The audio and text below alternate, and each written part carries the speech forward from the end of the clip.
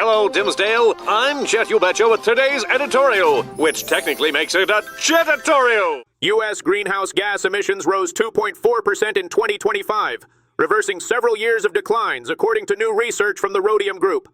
The increase was driven mainly by a colder winter that boosted heating demand, higher natural gas prices that led to more coal use, and rising electricity consumption from data centers and cryptocurrency mining.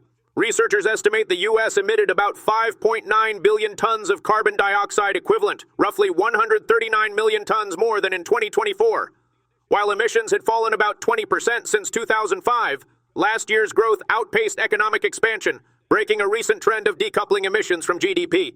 In other developments, a 52-year-old man survived a nearly 500-foot fall into the ocean near Palm Beach, Florida, after his powered paraglider malfunctioned, prompting a rapid water rescue.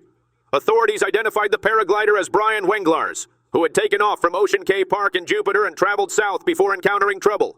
Witnesses reported a sudden gust of wind that appeared to partially collapse his parachute, causing him to lose control and plunge into the water off Singer Island. Palm Beach County Ocean Rescue lifeguards and nearby beachgoers responded within seconds, paddling out to assist.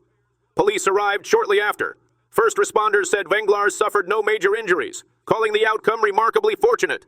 In another update, the CDC has significantly revised its childhood immunization schedule, reducing universally recommended vaccines from those covering 18 diseases to 11. Other vaccines are now split into shots for high-risk children or those requiring shared decision-making between parents and clinicians.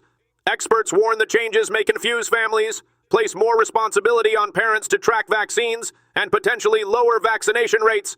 Many pediatricians and insurers will continue following prior guidance from groups like the American Academy of Pediatrics, and insurance coverage is expected to remain unchanged through 2026.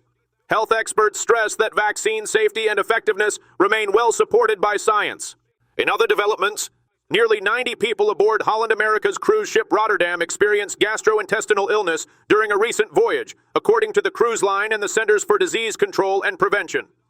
A total of 81 passengers out of 2,593 and 8 crew members reported symptoms consistent with norovirus, primarily vomiting and diarrhea. Holland America said most cases were mild and resolved quickly.